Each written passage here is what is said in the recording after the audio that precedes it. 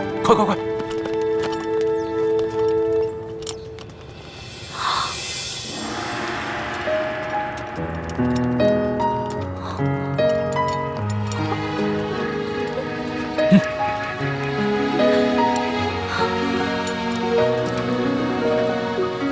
你见了皇上，为什么不跪呀？你是皇上。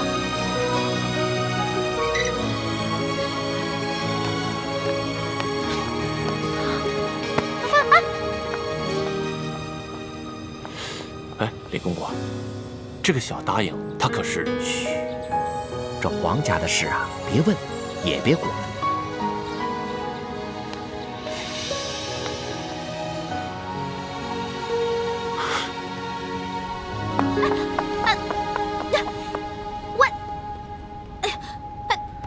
你到底是谁啊？你是皇上还是龙三啊？嘘，我不是皇上，我是龙三。那外面的人为什么称呼你为皇上，还给你跪下了？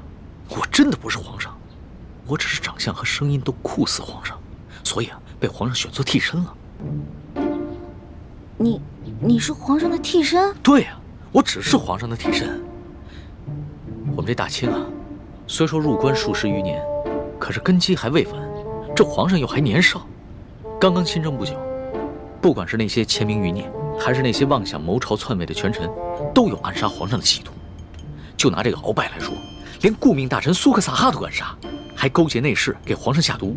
所以啊，皇上时常让我扮成他的样子。我就说嘛，你吓死我了！你怎么可能是皇上呢？你要是皇上的话，怎么可能半夜三更的去御膳房偷东西呢？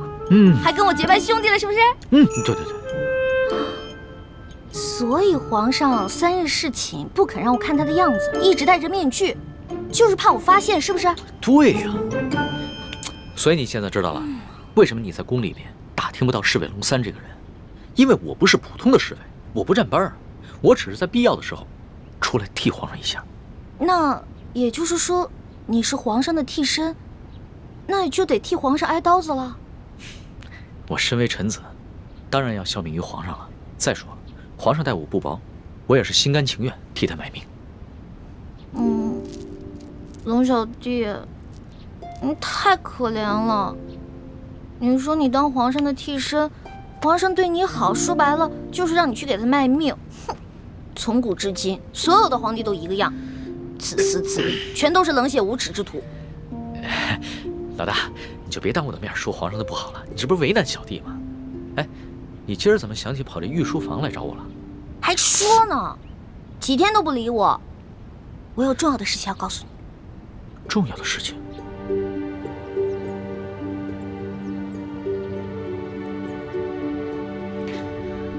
这皇上一听说丽妃遇刺，就怀疑过鳌拜，没想到真的是他。可不是嘛，这个鳌拜勾结内侍，行刺嫔妃，简直是胆大包天，把皇上都不放在眼里。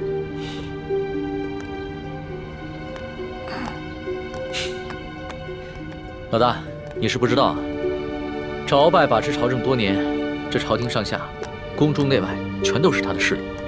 皇上暗中派人查探了几天，也没有抓住他半点把柄。那难道就这么算了？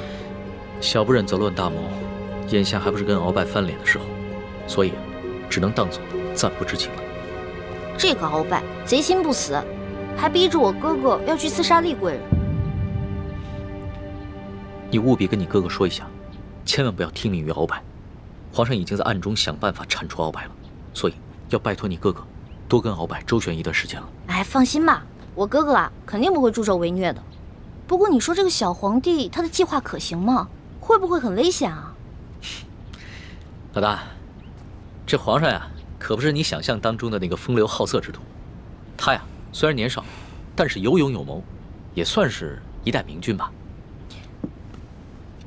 龙小弟啊，你就是天生当奴才的命啊！我说，都这个时候了，还替你那个皇上主子说话呢，他能有什么很高明的策划呀？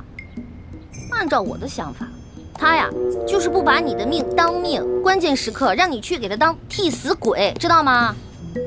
老大，你就别当着我的面说皇上的不好了，你这不是为难我的吗？行，我就是因为把你当兄弟，所以我跟你说话才不避讳。既然你不想让我这样说的话，那以后就捡好听的，假的话跟你说呗。好了，我这气量没那么小，气会连一个小姑娘的口无遮拦都容不下。我知道，你之所以骂皇上，是因为担心我的安危，对吧？当然了，龙小弟，在这个世界上，除了我的亲人，你就是我最亲的人了。你听我的啊，你可千万别因为什么你的皇上、你的主子去卖命。关键时刻，你得记得保护好你自己，千万别于衷，知道吗？好，你就放心吧。我可以悄悄地把皇上的计划告诉你。你把皇上的计划告诉我，这么重要的事儿，你不怕我卖了你啊？在这皇宫里边，除了皇上和太皇太后，你就是我最相信的人了。谁让你的心思最为单纯的？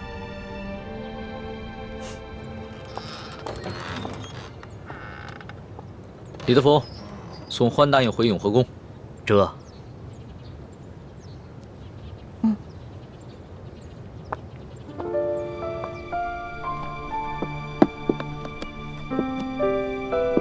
没想到，康熙如此谨慎，在宫里竟然备下了自己的替身。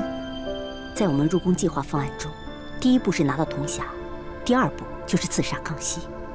我们一定要周密计划，务必要分清楚谁是替身，谁是真正的康熙，确保一击成功。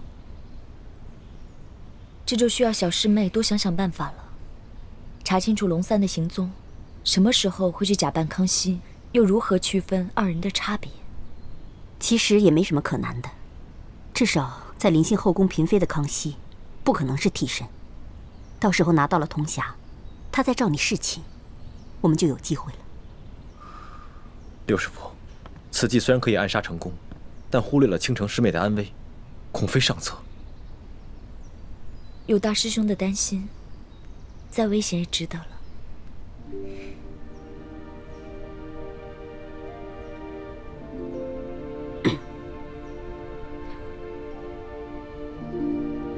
这行刺康熙的行动是下一步计划，还早着呢。我们还是现在想一想接下来的行动。康熙居然会派几个会摔跤的小子去擒拿鳌拜，这个计划比我们未来行刺的计划更加冒险。不如我把康熙擒拿鳌拜的计划告诉鳌拜，鳌拜岂会坐以待毙？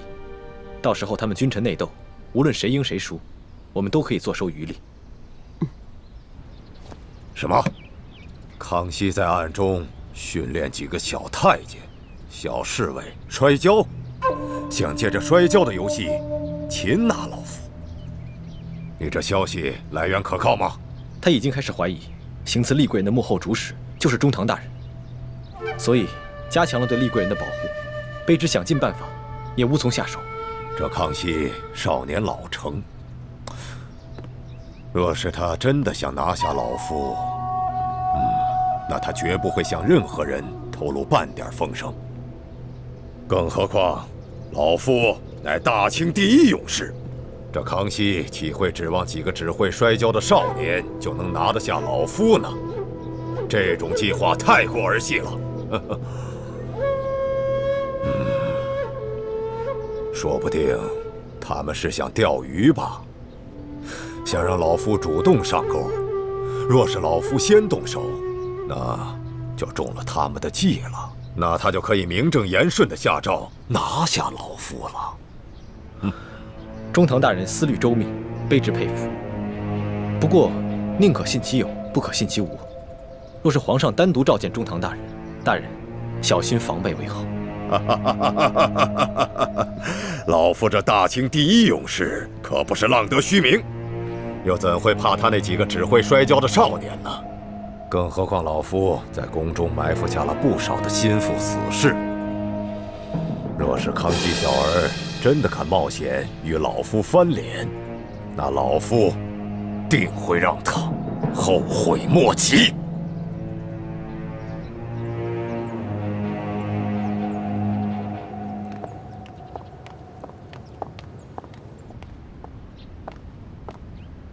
皇上，欢答应到了。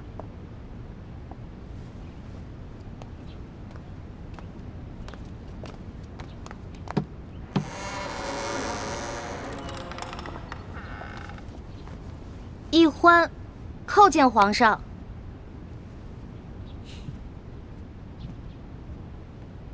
平身吧。谢皇上。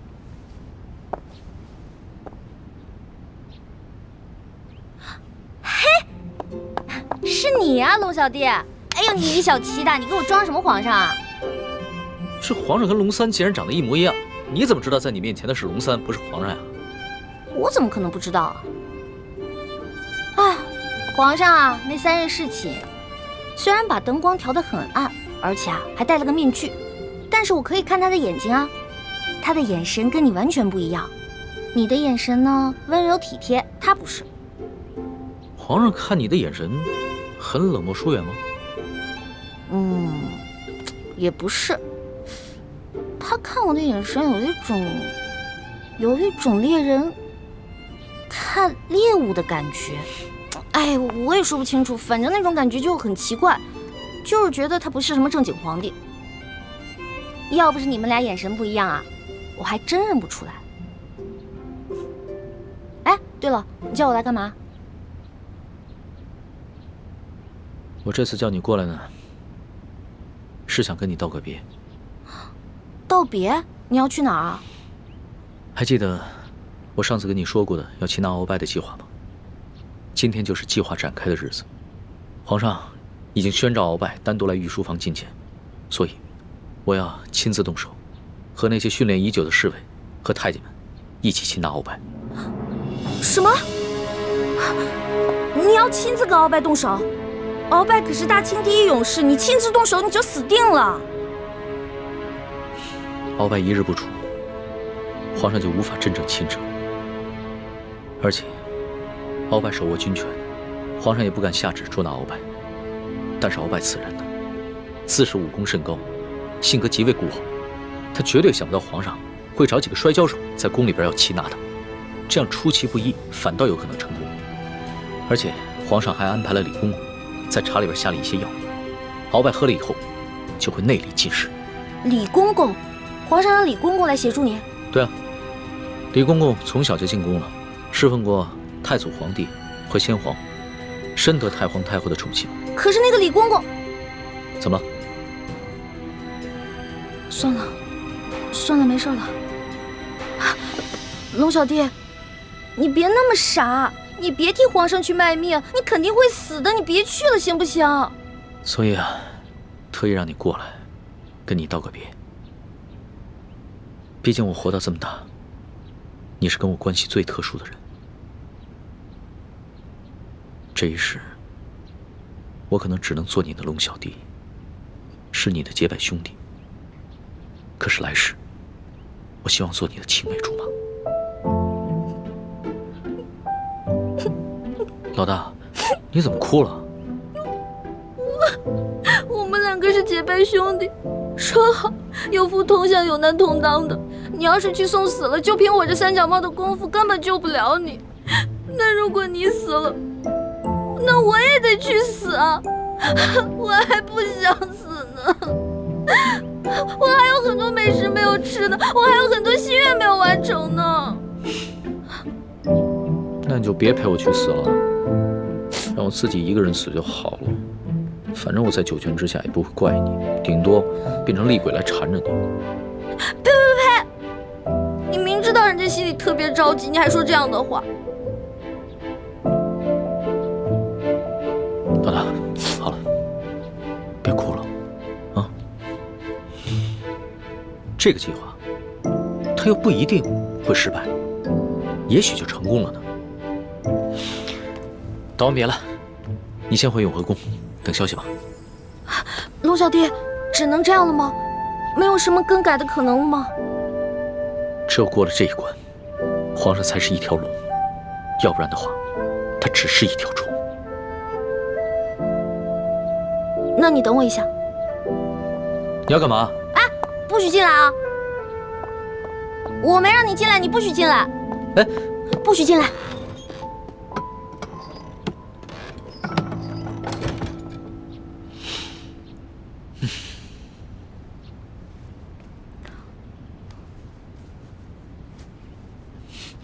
老大，你好了没有啊？你再不出来，鳌拜可就来了。哦，我知道了，马上。老大，我进去了啊。老大，你好了没有？老大，你不会真是以为我要赴死了就要以身相许了吧？呸！你怎么变得跟那个小色皇帝一样了？真是近墨者黑。喏，给你的。这个是金蚕背心，鳌拜给我的，据说可以刀枪不入，水火不侵。反正我留着也没用，给你穿吧，你还能保护着你自己。好香啊，老大，这上面还有你的体香和体温呢。你干嘛用那种色眯眯的眼神看着我呀？你这样很猥琐，知道吗？你赶紧穿上吧，这之前我贴身穿的，反正我用不上，你穿上以后还可以护住你的要害呢。既然是你穿过的衣服，那我当然要穿了，要不然你替我穿。你这说的什么鬼话呀？我不想理你了。哎，老大，哎，老大，我是你老大，你是我小弟，所以你得听我的，知道吗？不能死。是，遵命。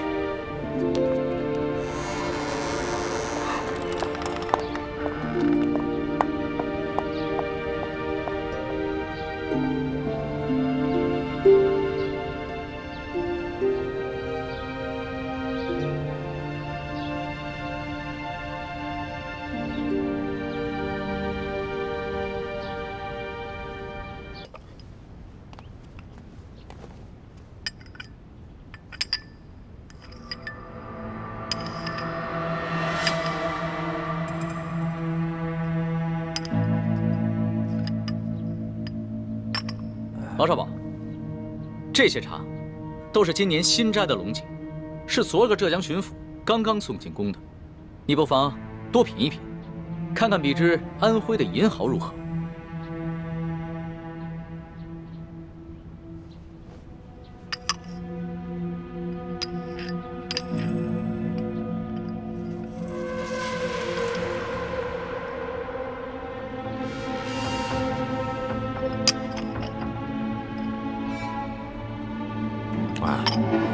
奴才是个粗人，什么茶到了嘴里都是一个味儿。皇上宣召奴才，有何事垂询啊？敖少保，你不妨先看看这些奏折。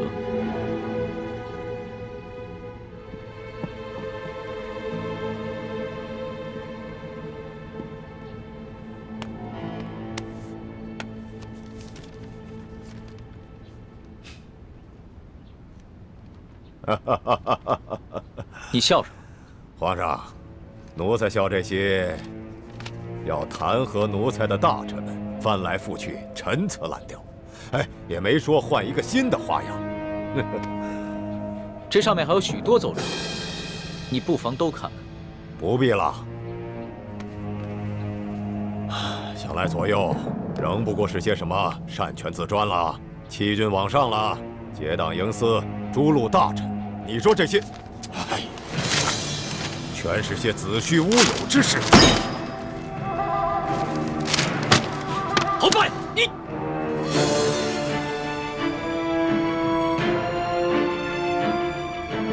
皇上，这数十位联名上书的大臣，分明就是在构陷奴才，这是在离间你我的君臣之义，这简直就是对皇上的大不敬。奴才恳请皇上下旨，让奴才把这些乱臣贼子一一捉拿。你凭什么说这些弹劾你的奏折都是构陷之词？皇上，这些要弹劾奴才的奏折，究竟是什么性质？那仅仅是在皇上的一念之间。现在就看皇上是相信要弹劾奴才的这些大臣们，还是要相信奴才了。鳌拜，你当着朕的面撕毁奏折，言语无状，在你的眼里还有朕这个皇上吗？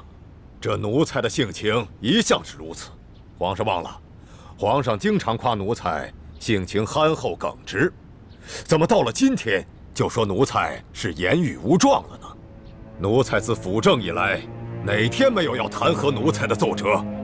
皇上和太皇太后一向是看都不看就直接给了奴才，怎么到了今天，皇上就拿这些奏折来斥责奴才了呢？这么看来，不是奴才的眼里没有了皇上，而是皇上的心里根本就没有奴才了。到了现在，你还在强词夺理，丝毫没有悔改反省之心，真是让朕心寒呐！好了，皇上，你也不必处心积虑地挑奴才的刺儿了。皇上现在无非是翅膀硬了，想独揽大权，嫌奴才碍眼了。还是老话说得好，鸟进弓藏，兔死狗烹。皇上要如何发落奴才，就请直言吧。好，鳌拜，朕知你辅佐三朝，劳苦功高，朕看你不如安心找一个地方颐养天年吧。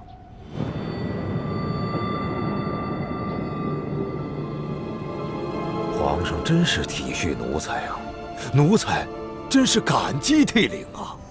但是皇上，你不要忘了，奴才是先皇遗命的辅政大臣，担负着协助皇上处理朝政的职责。现在皇上身边奸臣环伺，奴才尚未清君侧，又如何敢颐养天年呢？鳌拜啊，鳌拜，想不到你还是如此执迷不悟，真是有负先皇深恩，枉费朕的一片苦心。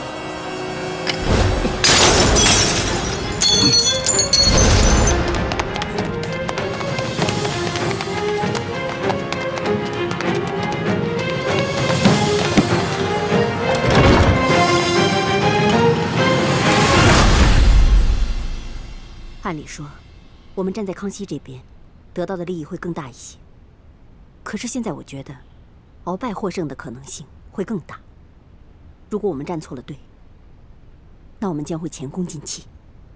那我们再等等吧，看情况，再随机应变。不能再等了，朱哥哥，你都不知道，龙三的武功还没有我强呢。鳌拜一只手直接把他掐死了。欢妹，这么重要的事情，我们当然要权衡一下。好，那你们权衡吧，我等不了了，我得去救我的龙小弟了。哎，欢妹，一欢，一欢对这个龙三有点过于担心了。大师兄，我觉得小师妹说的不无道理。眼下就是一场豪赌，我们把赌注押给康熙，对我们似乎更有利。我等不了那么多了，我得去救他。哎，太子，我也跟你一起去。不能去啊！倾城，为什么？你不能去。无论康熙和鳌拜谁胜谁负，你我都不能暴露身份。可是鳌拜号称大清第一勇士，我担心大师兄不是他的对手。你放心，太子自有分寸。如果情形不对，他一定会及时发出求救信号，到时候我们再见机行事。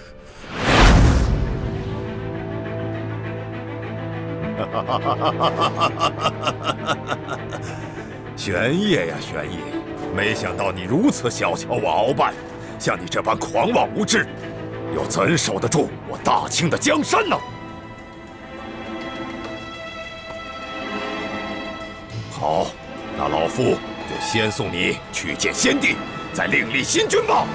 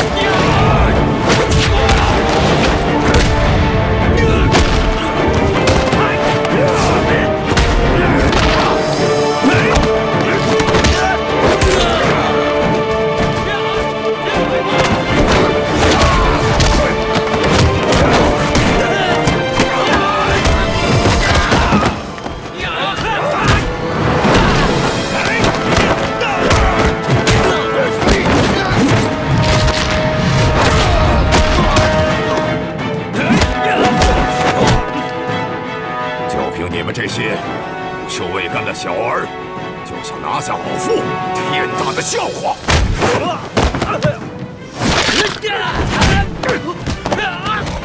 李德福，朕让你准备的东西你备好了吗？回皇上，奴才岂敢抗旨？奴才确实在茶里下了内力散，奴才也不知道为何会失去效果呀。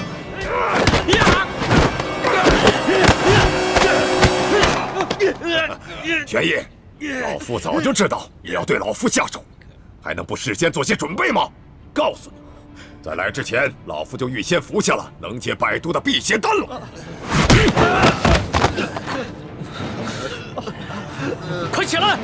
只要抓住了鳌拜，官升3级，赏金1000两。真是不见棺材不落泪。来吧，送死吧！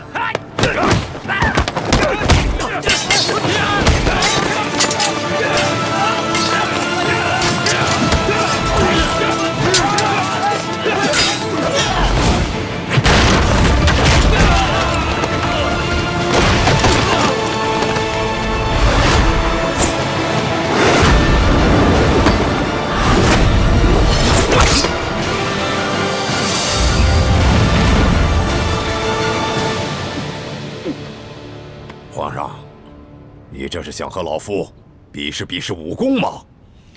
我说你平时的聪明劲儿都哪儿去了？龙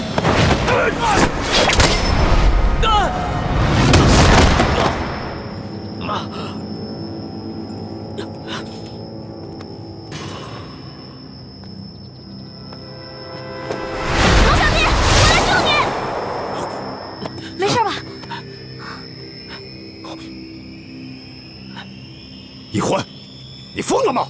你这个月的大补丸不想要了吗？义父，对不起了，请恕干女儿要大义灭亲了。你别忘了，你哥哥和你都服下了老夫的大补丸。我告诉你，一旦毒发，你们会死得苦不堪言。鳌拜，咱们来做个交易吧，你放了皇上，我也求皇上放了你，怎么样？老夫真是看走了眼了。老夫原本以为你是一个聪明伶俐的丫头，没想到你这般幼稚。站住，鳌拜！你已经中了我的7步之岛，如果你现在强行运功的话，你在7步之内就会毒发身亡。鬼丫头，你以为老夫会上你的当吗？就算老夫中了7步刀，也会在7步之内一样先毙了你们的命，让你们为老夫陪葬的。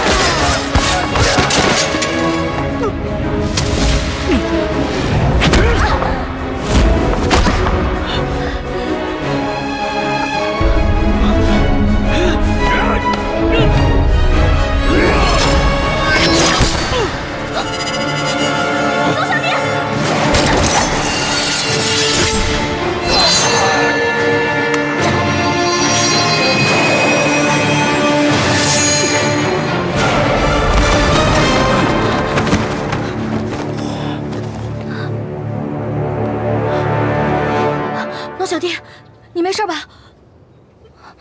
来，没事，慢点。没事，还好有你的金层背心。咱们，我去救皇上，你去吧。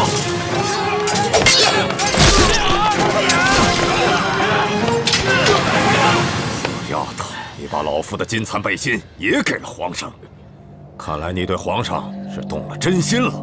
只可惜，就算是皇上穿了金蚕背心，老夫也一样要他的命。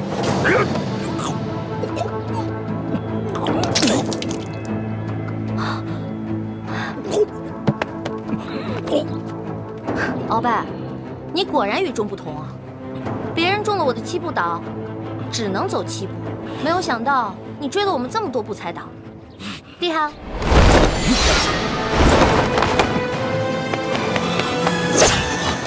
朱哥哥，剑清，快杀了这个小皇帝！杀了他！杀了他！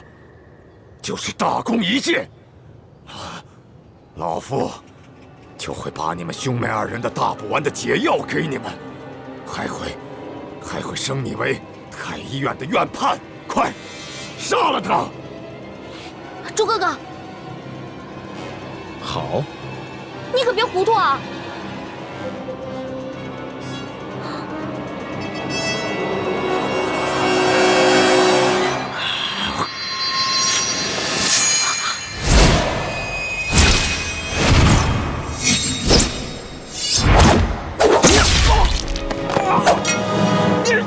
中堂大人，你忘了，我是奕欢的哥哥，当然要帮自己的妹妹。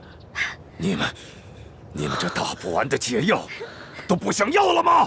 中堂大人，你又忘了，我是大夫，大补丸的解药我会解出来的。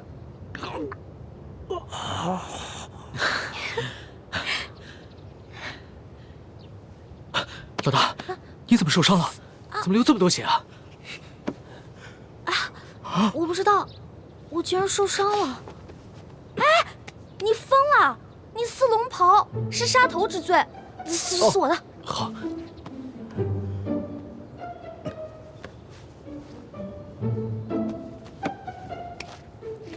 哎，等等，皇上，奴才这有手绢儿。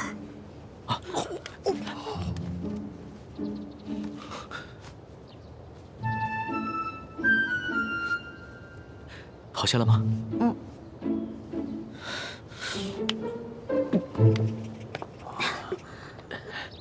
鳌拜，你别不服气，没想到你这个人不仅有勇无谋，还有眼无珠。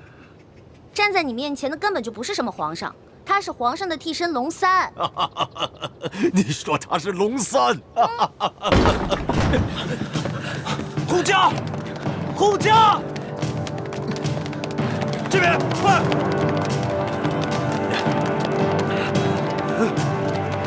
启禀皇上，情况果然如您所料，这宫中藏着数十个鳌拜的手下，奴才按照您的吩咐早有准备，才顺利的将他们拿下。好，擒下鳌拜。这，来人，拿下鳌拜。这，他真是皇上？对，这就是当今皇上。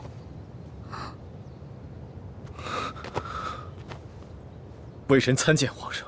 丫头，你白长了一双大眼睛，中看不中用。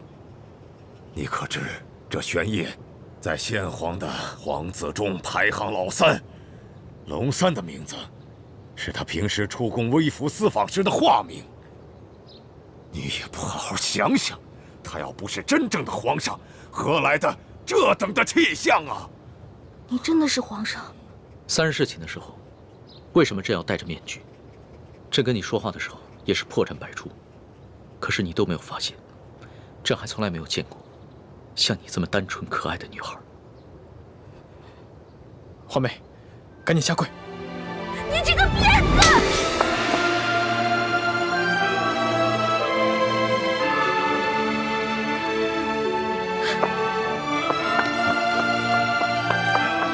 皇上，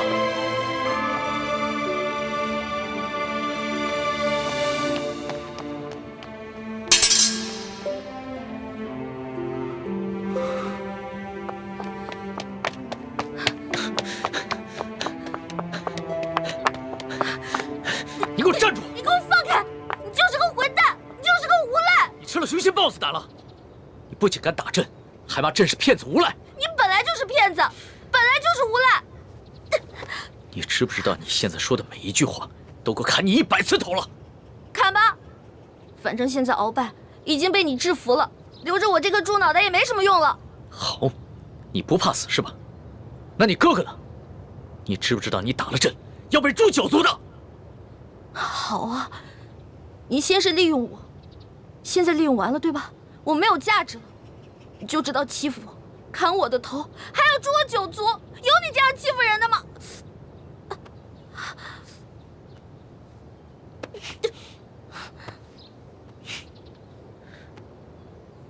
伤口这么深，你还乱动？你等一下，朕马上让你哥哥过来给你止血。现在都要砍我和哥哥的头了，还止血干什么？朕难道不该砍你的头吗？你知不知道从小到大，还从来没有人打过朕，就算朕的皇阿玛在世的时候，也从来没有动过朕的一根手指头。那还不是因为你骗我？你跟我说你不是皇上，你是龙三，我是你的老大。那小弟做错事了，老大教训一下怎么了？那要你这么说的话，还是朕的错了。没错，就是你的错，谁让你骗我了？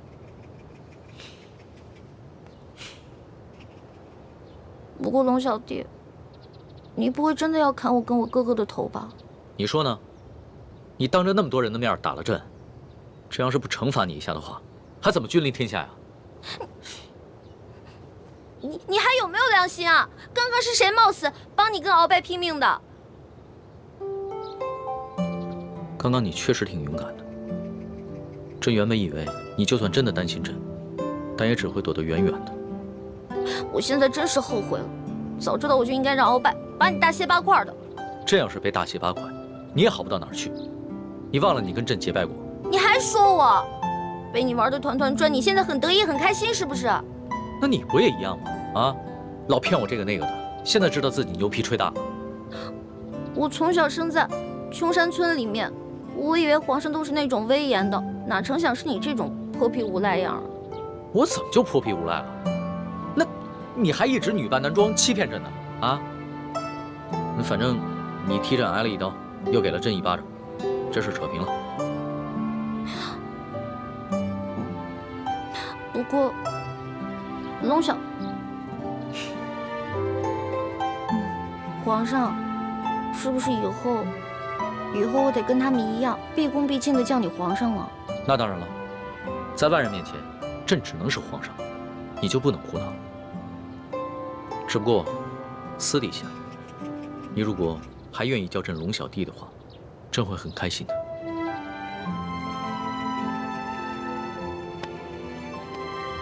是不是疼死了？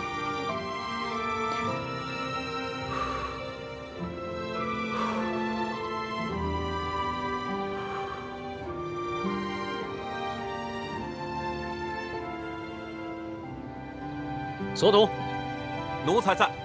朕封你为国史院大学士。奴才谢主隆恩。还有你的那些属下，护驾有功，全部每人晋升1级，赏白银1000两。谢皇上，奴才遵旨。皇上万岁万岁万万岁！平身吧。这。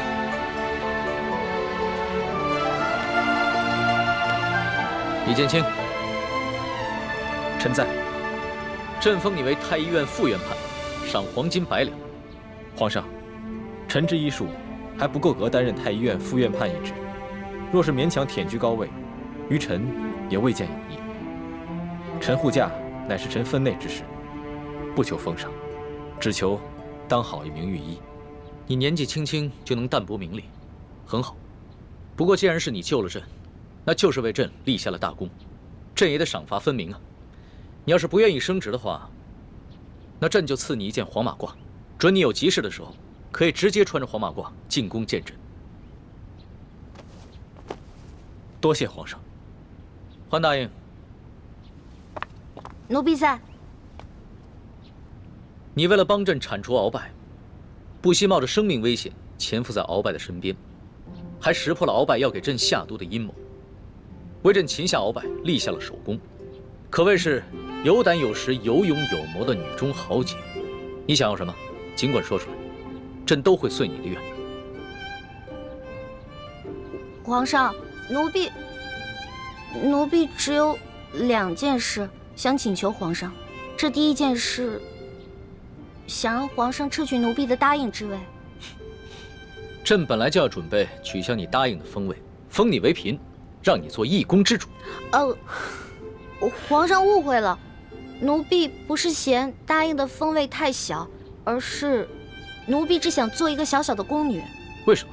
因为奴婢的满八旗身份是鳌拜帮我伪造的，之前为了迷惑鳌拜，所以皇上给奴婢封了一个答应之位。可是现在鳌拜已经就擒了呀，所以奴婢也没有必要再假意的做皇上的后宫嫔妃了。这有什么的？朕早就想过了，找一个八旗的宗亲认你做义女，赏你们李家一个满八旗的身份就是了。其实这跟几起也没什么关系。最主要的是，奴婢年少的时候，家里给奴婢定了亲。虽然奴婢的未婚夫前几年外出游学，暂时失去了联系，但是婚约还是在的，所以奴婢没有办法侍奉皇上。你的意思是，将来有可能还是要出宫，去跟你的未婚夫完婚？这大清朝跟历代历朝都是一样的，推崇信义为先，这婚约自然也要遵守，所以奴婢就不能侍奉皇上，希望皇上成全。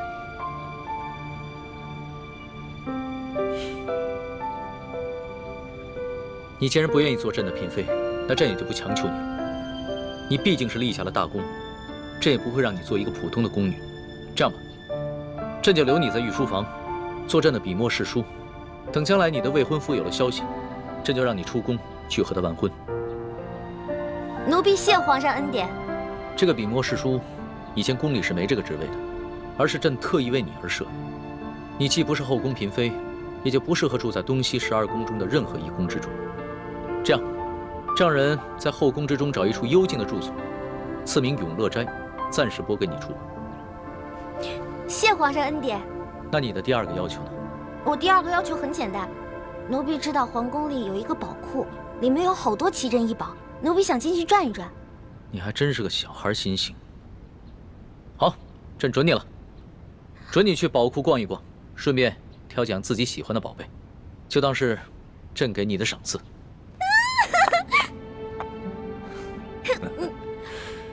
多谢皇上恩典。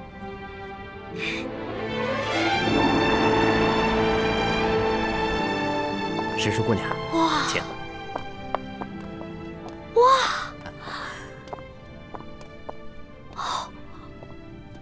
公公，这皇宫宝库里面有这么多的宝物啊！是啊，我都不知道挑什么了。石叔姑娘，我跟你说，这宝库中的奇珍异宝啊，有数十万件。姑娘喜欢哪一件，告诉我，我来帮你选。李公公啊，您可知道皇上为何让我来选宝物啊？这个不知道，但是我知道，如今姑娘可是皇上身边的大红人呐。我在这宫中已经30、40年了，还是第一次看到奉旨到宝库中来选赏赐的事情啊。这皇上啊，让我来挑宝物啊，实际上是给我下了道密旨，是让我来这儿找铜匣的。哎，但是这事儿除了皇上知道，只有你我知道，不许告诉第4个人啊。奴才明白，姑娘你放心，我在这宫中当差好几10年了，就一样好处，嘴巴紧，从来不乱讲话。这个好，继续保持啊。好，走，我带你去看看册子啊。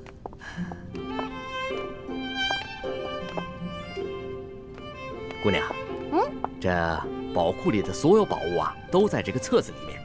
我们看看这个铜匣，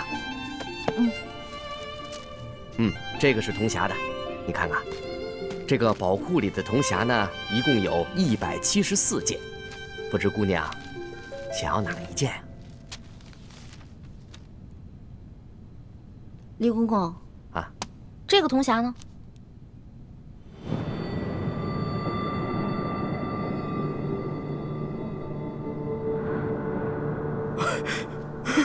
姑娘饶命啊，姑娘！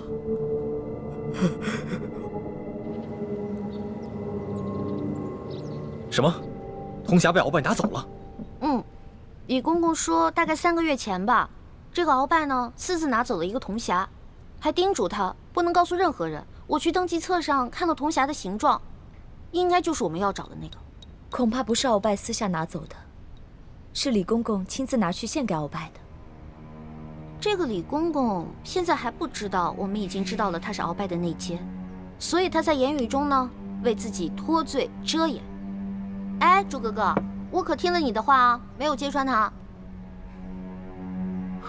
你刚才说什么？3个多月前，那不正是义父告诉我们铜匣秘密的时候吗？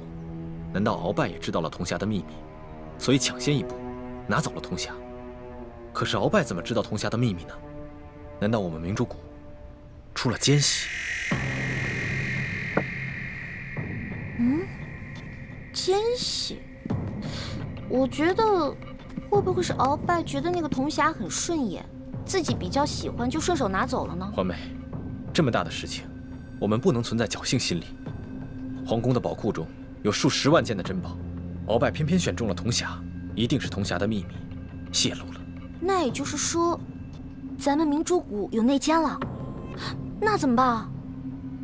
眼下之计，只有想办法到鳌拜府上拿到铜匣，在暗中通知师傅们排查谷中所有人，找到奸细。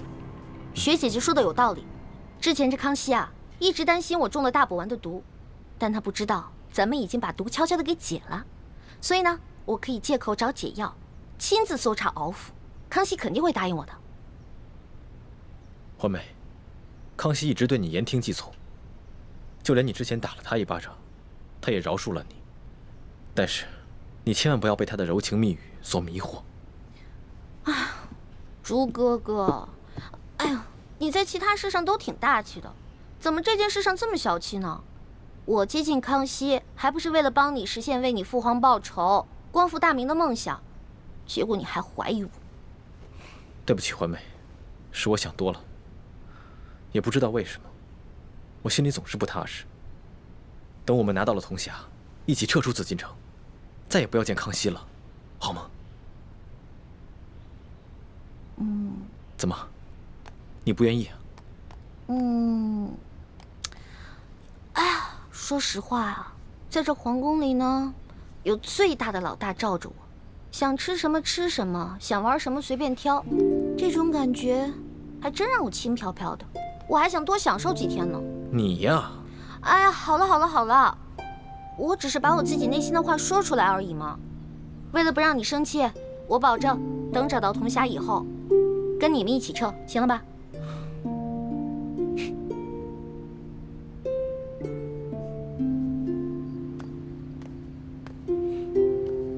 老大，谢谢你。要不是你的金蚕背心，说不定小弟就再也见不到老大了。哎呀，这个金蚕背心我穿着也没什么用，我跟这世上的人无冤无仇的，也没有人想害我。倒是你，虽然高高在上，所有人都对你很恭敬，指不定多少人想害你。拿着吧，给你了。既然你这么关心朕，那朕可就收下了。你知道这件金蚕背心的来历吗？我只知道这个是先帝赐给鳌拜的。这件金蚕背心呢，是前明崇祯皇帝的贴身之物。这个崇祯皇帝生性多疑，唯恐被人刺杀，所以花重金从海外购得了这么一件宝物。可惜啊，最后他还是丢掉了天下，吊死在了梅山。就跟这个鳌拜一样，曾经权倾天下，现在不也照样变成了一个阶下之囚？所以啊，这执掌天下之人，可不能靠什么宝物防身，必须以仁德治天下。只有天下太平，这做皇帝的才会太平。龙小弟，你这一本正经说话的样子，还真像个皇帝啊！什么叫像个皇帝？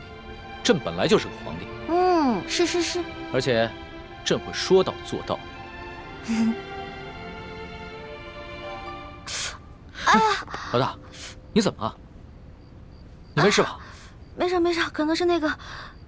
可能是大补丸的那个毒发作了。那怎么办呀？我已经命索额图去查鳌拜府了，命他一定要找出大补丸的解药。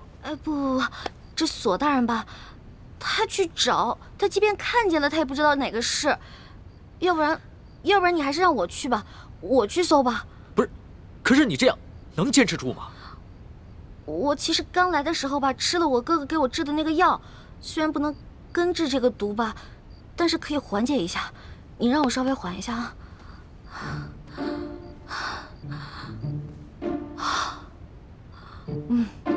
好多了，应该没问题了。行吧，那你就赶紧拿上朕的金牌，去鳌拜府查吧。老小弟，如果我去搜的时候看到一些金银财宝，我能不能顺便顺便带走点儿。老大，你在宝库里边挑了那么多宝贝，还不知足？钱是个好东西嘛，多多益善啊。你呀，真是个小财迷。所以，龙小弟，你这话是答应了？啊，谢谢龙小弟。这样，等我发了大财以后，一定带你去京城第一酒楼吃顿好吃的，行不行？嗯，好，就这么定了。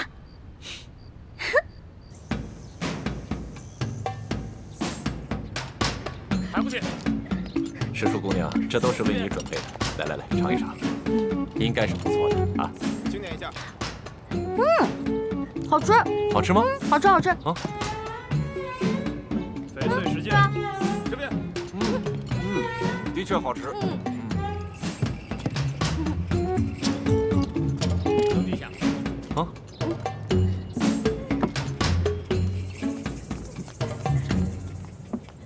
表姨夫，这是查抄的物品清单，您过目。啊。这大补丸的解药，府中里里外外、上上下下都搜了个遍，还是未能找到。这怎么能行呢？大补丸解药是最重要的东西啊！皇上说了，掘地3尺也要找出来。继续搜。是，卑职这就亲自带队再去搜一遍。快去。你走。这，石树姑娘，这是查抄的物品清单，您长长眼，过过目。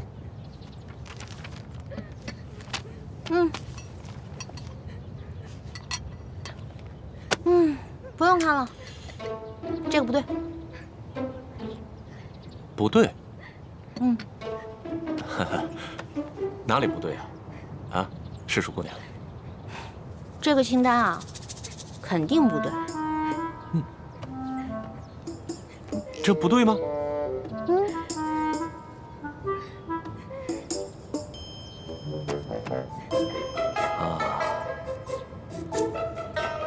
好，石树姑娘，咱们能不能借一步说话？好啊。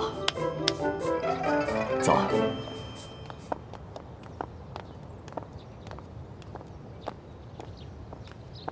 参见大人。行了，走吧，走吧。这，走。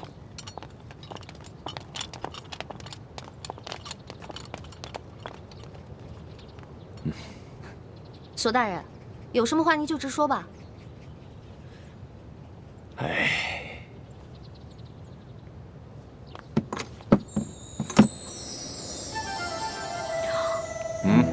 哇，这么多金银珠宝啊，连在皇宫的宝库里都没见过呀。石树姑娘，你这眼光挺毒啊，一眼就看出这账目不对啊。实话实说吧，这2箱宝物还真就没入账。咱俩来鳌拜府，也不能白辛苦这一趟吧？咱们2:1天作5，把这2箱宝物给他分了，这样如何？分了，这不太好吧？这有什么不好的啊？这皇上命咱们俩来查抄这鳌拜府，其实就是想赏咱们俩一个发财的机会，这你都不懂吗？那也是，咱就别跟皇上客气了。是啊，那咱跟皇上客气什么呀？啊？那这样，一会儿你找个人啊，帮我把这箱抬到永乐斋去。没问题啊，这个包在我身上，你就不用担心了啊。那石树姑娘，这些账目可对了？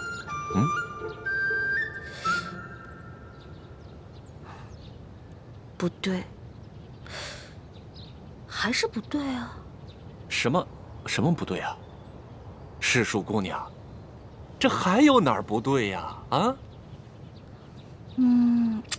这个不对。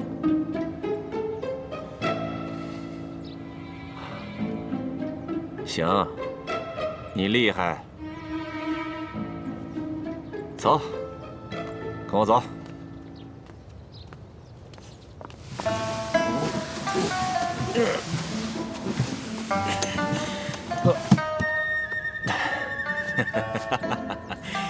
哎呀，世淑姑娘，这是我藏的最后一箱的宝物了，啊，没入账的宝物了。哎，这个箱子也没有。鳌拜到底将铜匣子放到哪儿了？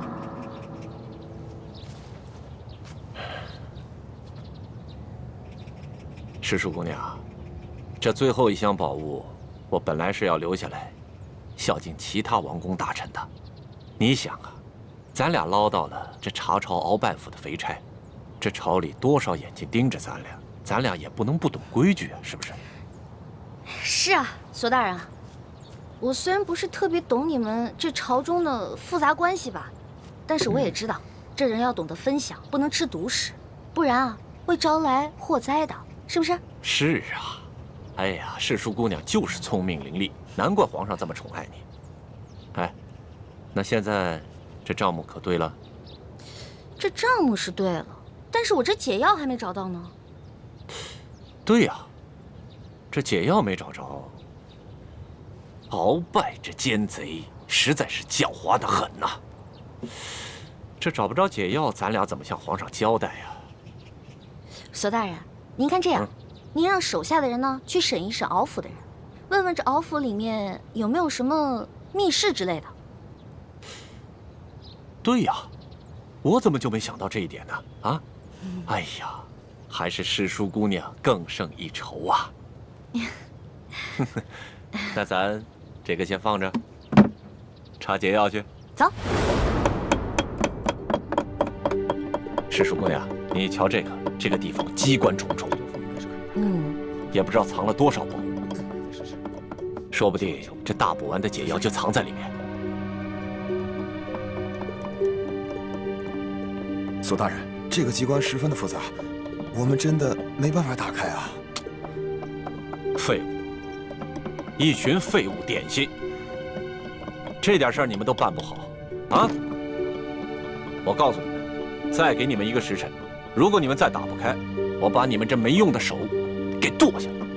我剁下来，知道吗？我知道，我们开。索大人，消消气啊！我觉得他们打不开，跟您站在这儿也有关系。您想啊，您站在这儿，他们紧张啊，紧张肯定打不开。要不然您看这样行吗？您到外面啊歇息歇息，喝个茶，我来看着他们。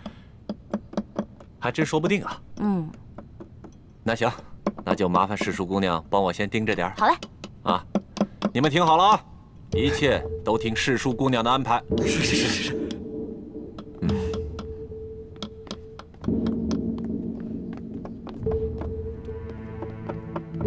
世淑姑娘，这个机关设计得非常巧妙，我等真的无力打开啊！是啊，我看看。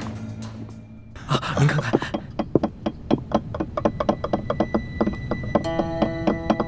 哎，世淑姑娘，你也会开机关啊？嘘，小声点啊，这事儿不能声张。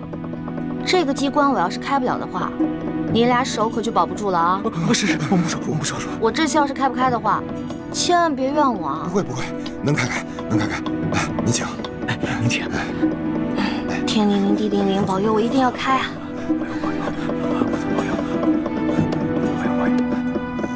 眼下我们已经帮康熙擒获了鳌拜，已取得了他绝对的信任，相信用不了多久，小师妹一定能够拿到铜匣。真没想到，事情进展得这么顺利。这10几年来，我们一直没能完成的任务，居然被你们几个月之间就完成了。看来你跟奕欢真是我大明的福星，受天之庇佑啊！等找到铜匣，樊师妹和叶师弟再拿到1号金钥匙以后，我们就能取出藏宝图，招兵买马。到了那个时候，光复大明的大业就成功一半了。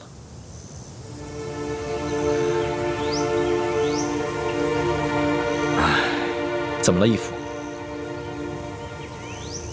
有件事情藏在我心里已经很多年了，我现在告诉你，你也要把它藏在心中，不能告诉任何人。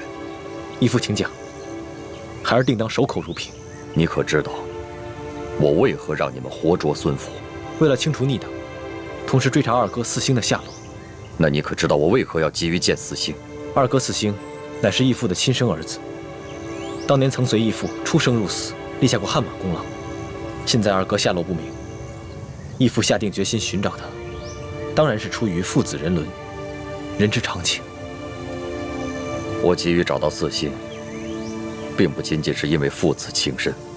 你可知，那镶着玛瑙的第2号金钥匙，当年就在我的手上。当时我为了掩护先帝逃亡，自知必死，就把那金钥匙交给了四星。义父是说，那2号金钥匙随着二哥不知所踪了。当年我本有机会救我的妻女，但你就把太子交给我，你的座位让给晋王妃。陛下，万万不可！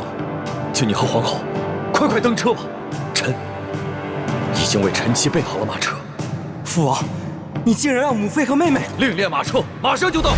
刚刚陛下明明让母亲上车，你却不让。你明明知道吴三桂马上就要破城了。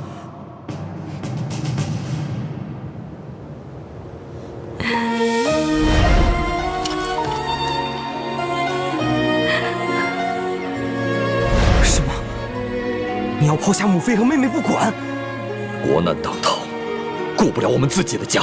爹，可是没有可是，执行军令。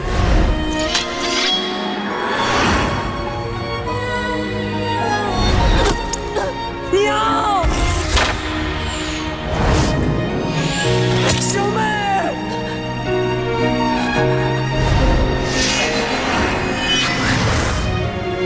从今往后，你不再是我爹。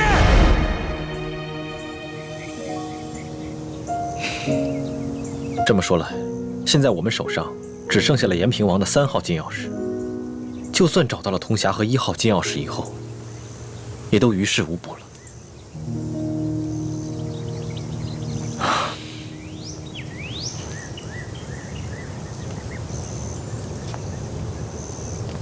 这么多年来，这件事情一直是我心头的一块大饼。我没敢告诉任何人，但现在我不能不如实向太子禀报。都怪我耽误了光复大明的大业。义父千万别这么说。义父为我大明，为我诸氏，已经牺牲的够多了。义父，等我们找到铜匣和1号金钥匙以后，我们再一起寻找二哥的下落。四星多年来杳无音信，我怀疑，如今他早已不在人世，要不然就是故意隐藏起来，以此来惩罚我当年的狠心。义父，我们一定会找到二哥的，而且我相信，总有一天，他会理解你的苦衷，而苍天定会庇佑我大明。皇祖母，这只是一个小小的答应，居然敢动手打皇上。更不可思议的是，皇上居然还不予追究，还破例给他封了一个什么笔墨侍书的职位，给他加倍的疼爱。岂有此理！岂有此理呀！小小的笔墨侍书，竟敢在大庭广众之下去打皇上！李德福，这怎么？你怕皇上怪罪，不敢食言？回太皇太后，不是奴才不敢直言，当时奴才和索大人还有宫里的内侍，全都低头跪在地上，只听见一声清脆的响声，没有看清到底发生了什么事啊。那其他人呢？都没看见？这个奴才就不知道了。那声巴掌响，是皇上自己打了自己一下？当然不是。那就是皇上打了李一欢那个贱婢一下。也不是。这也不是，那也不是。你现在就跟本宫说清楚，这一巴掌到底是怎么回事？皇后娘娘，奴才是实话实说，当时确实奴才没有看见李欢打了皇上一巴掌。这皇上有严令我们不许多嘴，所以奴才不敢妄加猜测呀。你这老滑头！李德福啊，看来你真是有点老眼昏花了，该瞧到的你都没瞧到。太皇太后恕罪，奴才该死，请太皇太后责罚。李德福，你可是这宫里的老人了啊！你说说，冒犯了皇上，该当何罪？回太皇太后，冒犯皇上，那是死罪。那动手打了皇上呢？这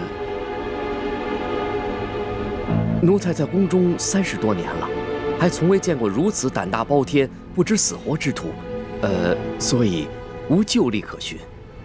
但显然当处以极刑，诛灭九族。李德福啊，你若不是皇后禀报了哀家，你还在那儿装聋作哑呢。奴才该死，奴才该死！哎呀，李德福啊，李德福，你服侍了哀家已经整整30年之久了。你可知哀家当下最担心的是什么？最害怕的是什么？奴才不敢妄加猜测。鳌拜专政，让我担心，但是我不怕。这吴三桂以兵自重，哀家也担心，但是也不怕。哀家最怕的是这宫里头再出现一个像董鄂妃这样的狐妹子，怕会毁了皇上，毁了我大清江山呐！太皇太后，您请放宽心，那李易欢她成不了董鄂妃，她是个汉女，况且自幼又定了亲，一旦她的未婚夫出游回来，那李易欢就该出宫完婚去了。这汉女怎么了啊？定了亲又怎么了？当年这海兰珠就嫁过人，这太宗皇帝不照样爱若珍宝吗？董鄂妃一样，她还是先帝的弟媳呢，那先帝不是照样为她神魂颠倒了吗？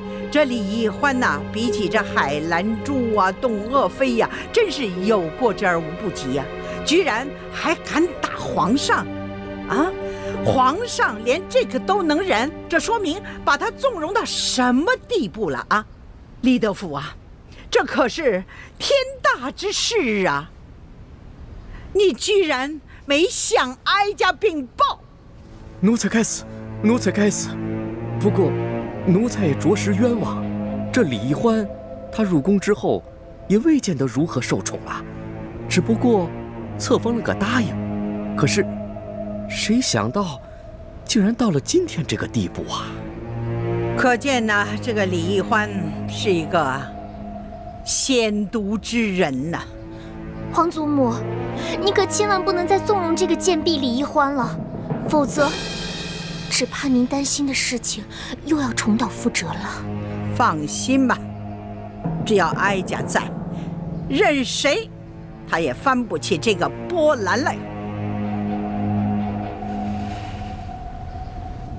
都过了1个时辰了，世叔姑娘，你到底行不行啊？哎呀，别催我了，恐怕我们的手是真的保不住了。是啊，能不能不要那么绝望啊？我有种预感，我很快就能打开，很快。这真的假的啊？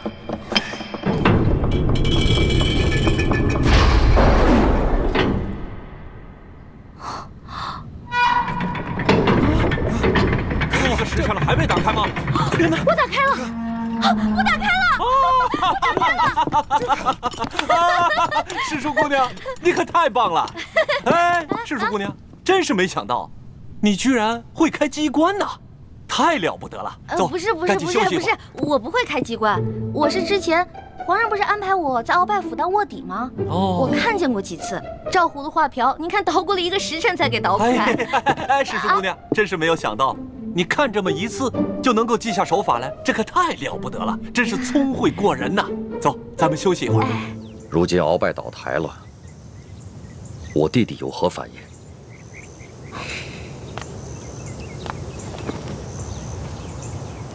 叔父应该是受了鳌拜大补丸的控制，所以未必是真心在为鳌拜办事，不过是为了保全性命，成了鳌拜的内奸。眼下鳌拜被关进了天牢，没有把他供出来。我们也没有揭穿他，所以康熙也未曾怀疑过他。眼下他在宫里的日子，也算是风平浪静。那，如果我向他表明身份，以你对他的观察，他是否会认我这个亲大哥？是否会弃暗投明，加入我们光复大明的联盟？这个很难说。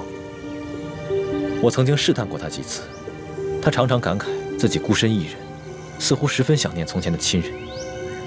不过他毕竟在宫里生活了几十年，已然变得十分麻木且圆滑，而且他现在有钱有势，我猜他不会为了跟义父的兄弟情谊而放弃眼下所拥有的一切。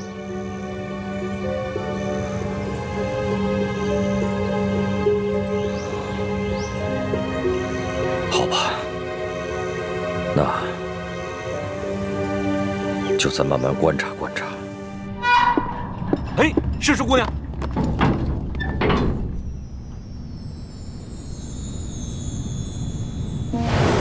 你们俩把工匠带走，给他们打赏，快！知道。没想到啊，这鳌拜老贼的密室，珠宝多的比皇宫还多。可不嘛。哎，索大人，要不然这样，咱俩呢先挑点，剩下的入账，您觉得呢？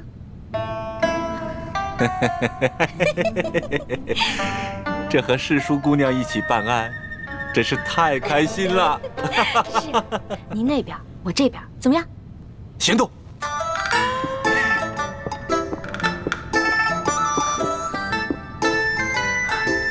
真是皇天不负有心人，我终于找到你了。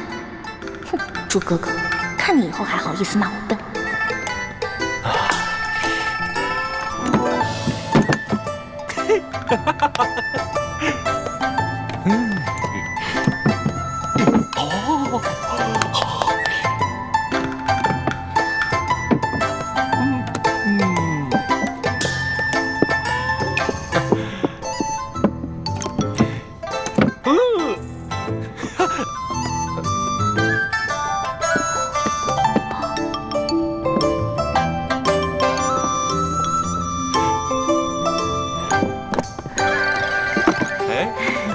世叔姑娘，你这就挑好了？当然了，再多挑点吧。哎，不了不了，我挑的已经够多了。索大人，您再接着挑点呗。我呀，哎呀，我想起来了，不对呀。怎么了？这大补丸的解药还没找到呢，怎么跟皇上交代？那您要不要再带着手下人继续看看？您看这天色不早，我挑的已经够多了，我先撤了。好嘞，那我送你出去。来，谢谢索大人。慢点，慢点，慢点。好。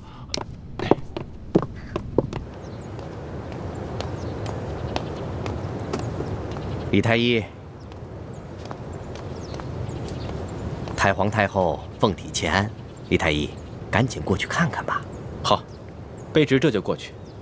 公公将来告老还乡的时候，可否会回陕西榆林去安享晚年啊？不回去了，没有亲人的家乡还算什么家乡啊？公公在这世上，当真连一个亲人都没有吗？本来是有个孪生哥哥，但几十年杳无音信，恐怕早已死在乱军之中了。万一公公的哥哥吉人自有天相，还活在这个世上呢？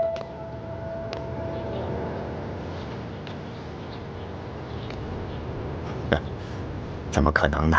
在这世上，怎么可能有那么好的事呢？啊，快走吧，太皇太后还等着呢。看来，他还是很渴望亲情的吧？如果义父出面与他相认，他一定会很惊喜吧？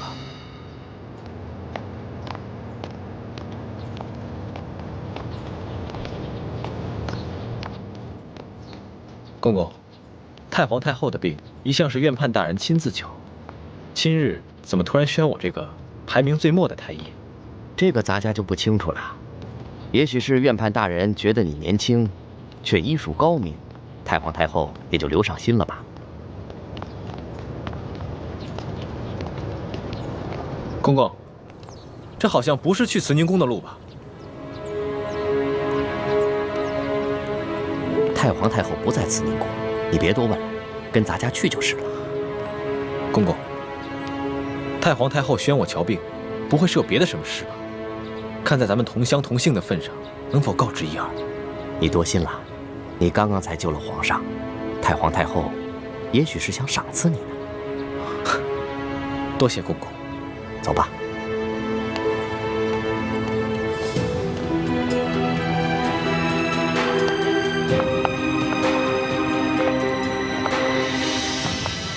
厉贵人，您吉祥。李公公安好。微臣参见厉贵人。李太医免礼。谢厉贵人。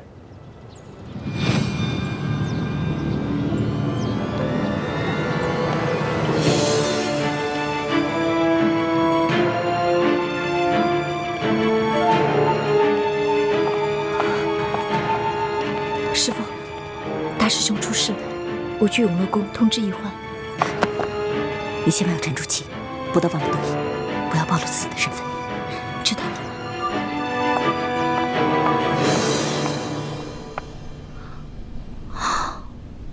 踏破铁鞋无觅处，得来全不费工夫啊！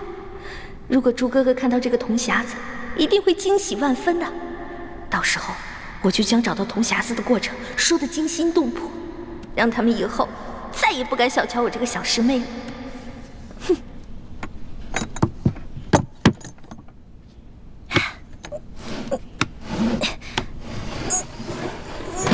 一欢，谁？一欢，快去救大师兄，快啊！啊！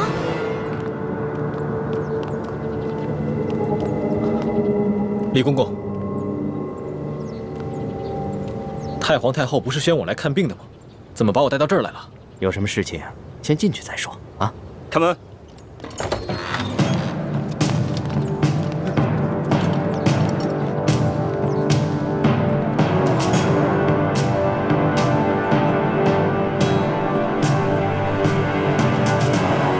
李公公，这到底是怎么回事？太皇太后懿旨，将你们这些捉拿鳌拜有功的人聚在一起，每个人赐一杯御酒。龙小弟，我求求你去救救我哥哥，还有那些工人吧。他们犯了什么错？他们不就是看我打了你一巴掌吗？可是，他们就要因此失去自己的性命吗？这不公平啊！朕已经吩咐过所有人守口如瓶了，没想到还是传到了太皇太后的耳朵里去了。现在太皇太后已经下了懿旨，朕也不好公然对抗她的权威啊。太皇太后的权威，难道比那些人的性命还要重要吗？太皇太后要维护的是皇权的威严，这是紫禁城有很多规矩，不仅这里的大小奴才要遵守，连朕也必须得遵守。祸是我闯的，跟他们没有关系。之前打了你一巴掌，你打我吧，打我多少下都行。你别闹了，你以为这是小孩子过家家呀？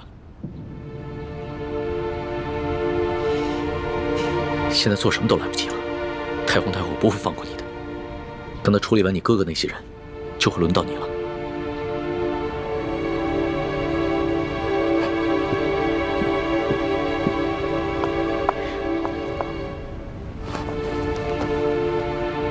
那皇上，您还是先杀了我这个祸首吧。如果先杀了我的话，死在哥哥的前面，我就不会那么内疚了。懿欢的懿欢，你还老说自己是朕的老大，一到这种危险的时刻，你就这么没出息的以死相要挟啊！您现在是高高在上的皇上，我只不过是一个小小的奴婢，我只能求您大发慈悲，饶了我哥哥。少说的那么可怜，你什么时候把朕当过皇上？不一直把朕当成你那个结拜小弟吗？奴婢再也不敢不知天高地厚了。您现在是皇上，不是奴婢的龙小弟。皇上，之前都是奴婢错了，要罚你就罚奴婢吧。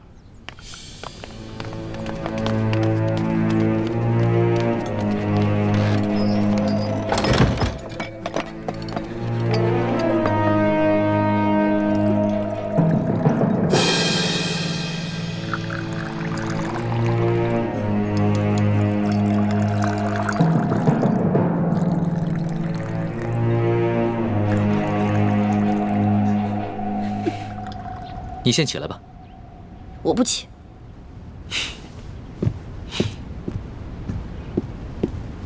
起来吧，这么跪着也不是办法。皇上，我求求您了，您能不能去救救他们呀？如果他们因为我而死，我肯定会内疚死的。皇上，你就救救他们吧。人自然是要救的，但你倒是说说，这要怎么说服太皇太后啊？您可以跟太皇太后讲齐桓公跟管仲的故事。当年，管仲为了救自家主子，向齐桓公射了一箭，但是那个箭正好射到了齐桓公的腰带上，齐桓公没有死。后来，齐桓公不计前嫌，任用管仲当了国相。管仲感激涕零，倾尽一生的才华，辅佐齐桓公，最后成为春秋五霸的首位。皇上，您不会连齐桓公都不如吧？论气度，朕自然是不输齐桓公的。可是你能比得了管仲吗？论治国之才，奴婢当然比不上管仲的一根汗毛。但是，你想招来人才容易，想找到像我这样陪你吃喝玩乐、赌骰子拼酒的人，可不容易啊。这个理由倒是很充分。只不过，早晚有一天你都要出宫嫁人，不能一辈子留在宫里陪着朕，那朕岂不是很吃亏？原来您是因为这个呀？那您现在想怎么办啊？跟朕说说你那个青梅竹马吧，他叫什么名字，长什么样，家世如何？这个属于奴婢自己的秘密，不能告诉你。那你总得告诉朕，他的外貌仪表、才华气度比朕如何？这个嘛，我也没法说。有什么不好说的？让你说，你说不就完了吗？那我真说了，你可不许生气啊！笑话，朕在你的心里度量那么小啊？他确实没有皇上您高贵俊逸，但是他很温柔，对我特别好，人很老实，我说什么他就做什么，我可以把他吃得死死的。不像你，今天说这个你开心了，明天说那个又得罪你了。那你爱他吗？二师傅，我头晕。师傅带你去休息啊。二师傅，玉环他是在装病，你千万别上了他的当。一会儿大家练完功，再罚你扎半个时辰马步。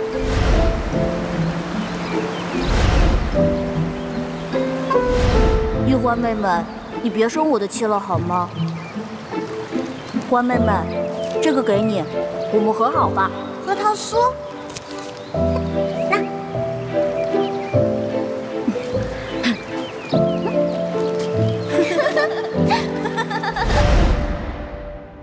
哎呀，皇上现在都什么时候了，您还说这些闲话？您赶紧跟我去救人吧。皇帝也是人，也有七情六欲，也有好奇心，甚至也会嫉妒。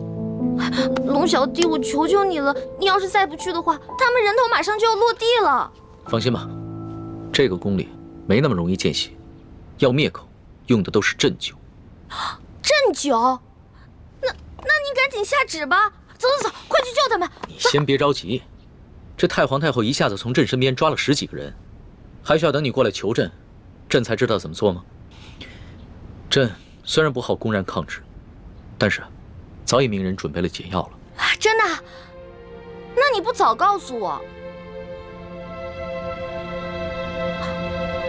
不对，你是不是得需要什么条件才能给我解药？当然。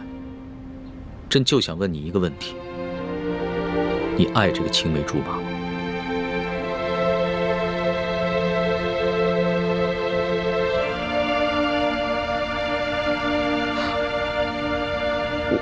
我不是不告诉你，说实话我也不知道，我只知道我们是青梅竹马，从小他就对我特别的好，以后我肯定是要嫁给他的。至于爱不爱，我自己心里也不清楚。哎呀，好了，我现在回答完了，你可以跟我去救人了吧？等一下，朕还有一个问题。你怎么那么多问题啊？你有话快说，有屁！皇上您问吧，您快点问。你爱朕吗？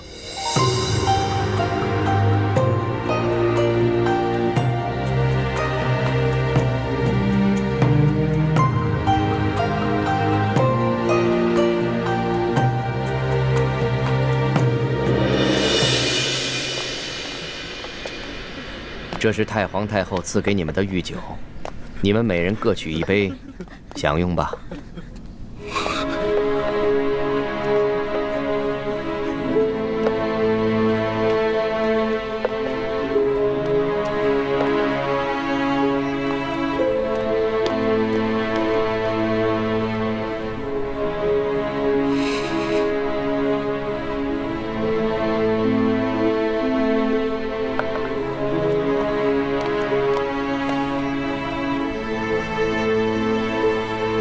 这酒有毒。姑姑饶命啊！姑姑饶命李公公，太皇太后为何要赐毒酒给我们？咱家也没有办法。事到如今，我就让你们做个明白鬼吧。都怪你们的运气不好，看到了不该看的场面。李公公，我们什么都没看到，不明白你在说什么。还请您帮我们向太皇太后求个情，饶了我们大家吧。咱家没有这个面子，更没有这个胆子。这太皇太后的懿旨既然已经颁下来了，谁都救不了你们了。这毒酒，你们喝也得喝，不喝也得喝。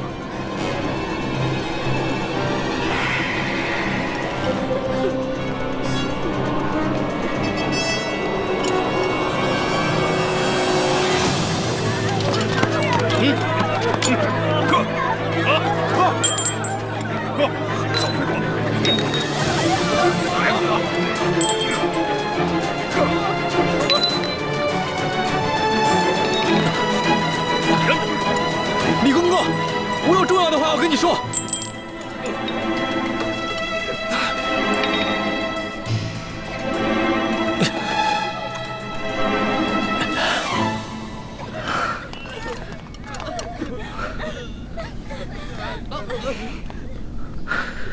李公公，我知道你和我们一样，都服过大补丸，都是鳌拜埋在宫里的棋子。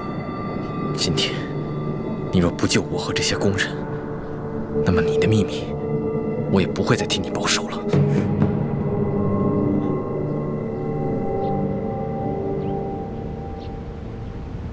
为什么不回答朕？我不知道怎么回答。如果我说实话，我怕你不开心，不给我解药；但是如果我骗你的话，那就是犯了欺君大罪了。你就照实了说，朕答应，不论如何，都会救你的哥哥和那些宫人。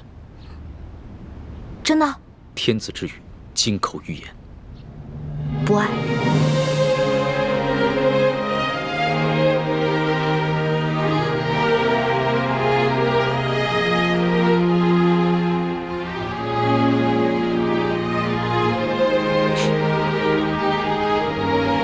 这两个字说的真干脆，丝毫不顾及朕的感受。我之前就跟你说过，皇上是这个天下最不值得女人爱的人。可是作为老大，也许我会爱上结拜小弟龙三，但是作为奴婢，我永远都不可能爱上皇上。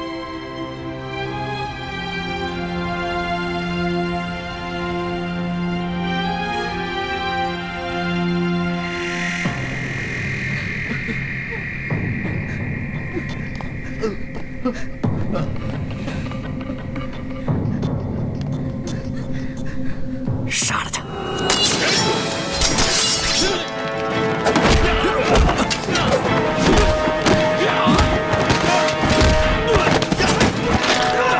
李德福，想不到你要杀我灭口！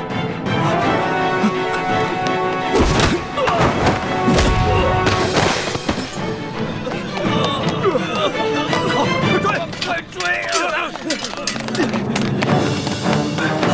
站住！快！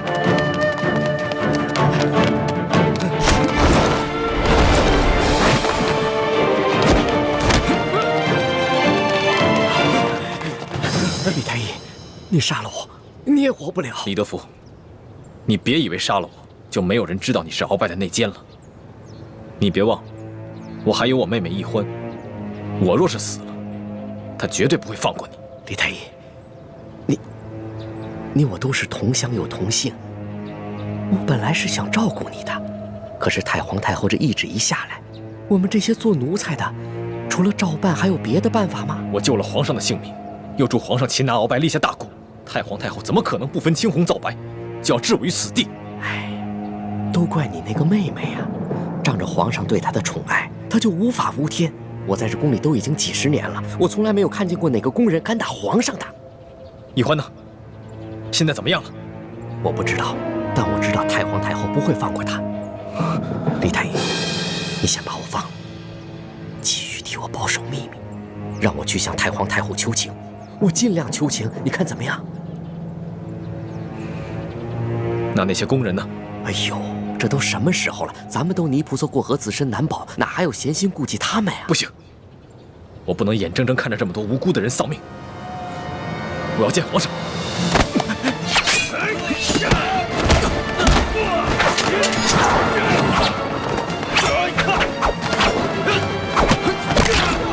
住手！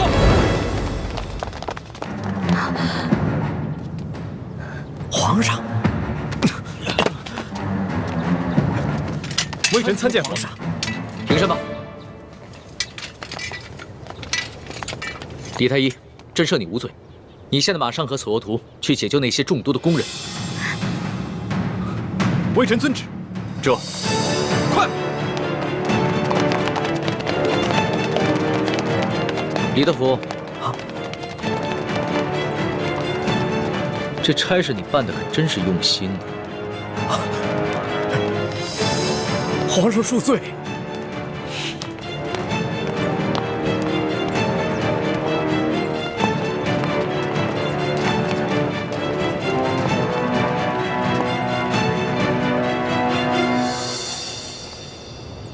石叔姑娘，老奴也是实属无奈，石叔姑娘您大人大量，不要记恨老奴啊。中堂大人，公公有礼了，宫中一切可好？中堂大人，您放心吧，一切尽在中堂大人的掌控之中。皇上好吗？皇上现在还是每天跟一些小伙伴们摔跤玩耍，无心朝政。他那都是故意做给老夫看的吧？当年顺治爷临终托孤的景象，老夫是历历在目。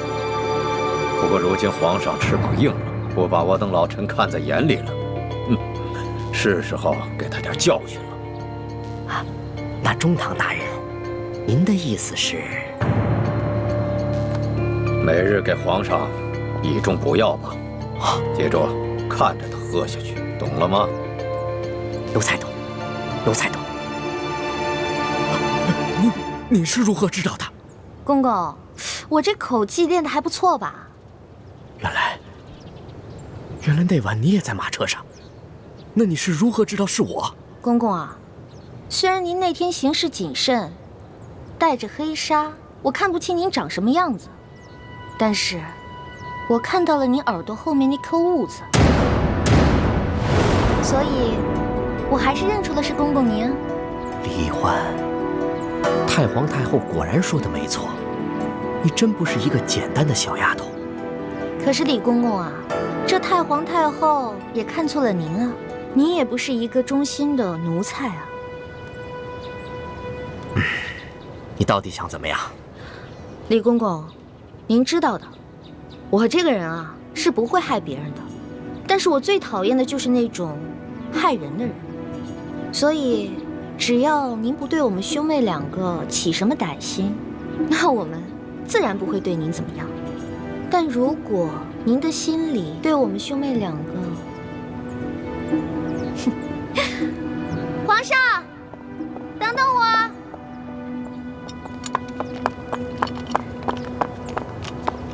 龙小弟，谢谢你啊。其实就算你不求我，我也要救那些工人们。虽然这会让太皇太后特不高兴，但是朕已经擒下了鳌拜，真正亲政，朕必须坚持己见。不过这个李公公实在是太讨厌了，向太皇太后告密的人肯定是他。这个朕怎么会不知道呢？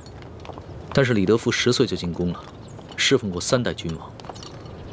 太皇太后对他十分宠信，打朕小的时候，就是由他把朕的一举一动汇报给太皇太后，这已经是惯例了。就算朕有不满，也无可奈何呀。没想到皇上也有这么多的无可奈何啊！当皇上无奈的事情多着呢。对了，大补丸的解药你搜到了吗？我哥哥还没有完全的研制出来，估计这个鳌拜是想彻底让我和哥哥给他陪葬了。那怎么办？这鳌拜虽然已经亲下，但他毕竟是3朝元老，他的一生功过十分复杂，朕还没有想好怎么处置他呢。而且他的性子十分桀骜，无论如何，他都不肯交出大补丸的解药。龙小弟，我是你老大，自古啊，吉人自有天相，没问题的我。朕真的是没用啊，连你都保护不好。龙小弟，你可千万不要对我这么好，不然我会愧疚的。都快点，把药给我灌下去！把药赶快灌下去！快点，赶紧的，把嘴撬开，给我喂下去！快！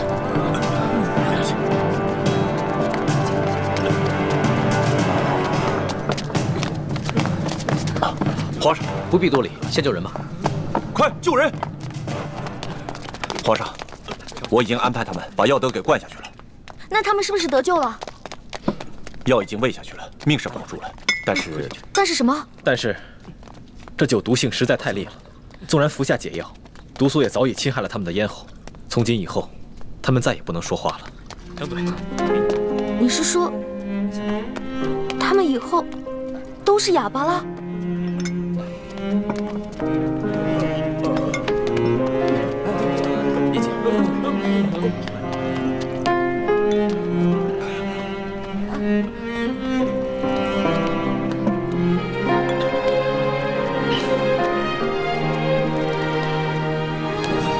是我害了，对不起，都是我害了你们。